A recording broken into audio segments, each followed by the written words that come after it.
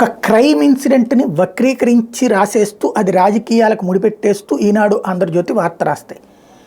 First అది బాంబులు వేసేస్తాయి, దాన్ని తర్వాత రోజున సాక్షిలో రాస్తే అప్పటికి దాని సీరియస్నెస్ చచ్చిపోతుంది.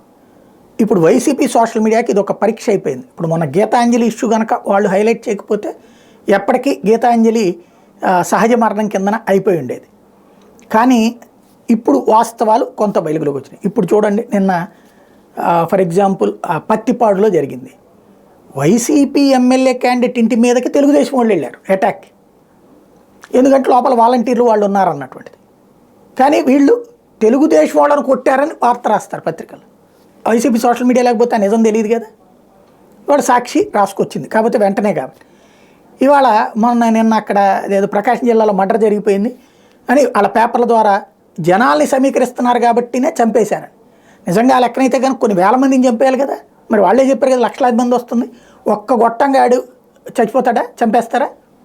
గొట్టంగాడు అనకూడదు చనిపోయినటువంటి వ్యక్తిని. కానీ ఇక్కడ పరిస్థితి ఏంటంటే ఒక వ్యక్తి అక్కడ వాళ్ళిద్దరి మధ్యన గొడవ జరిగింది, వాళ్ళ పార్టీలోనే ఇద్దరి మధ్యన. కానీ దాన్ని ఏ కోణంలో తీసుకొచ్చారు?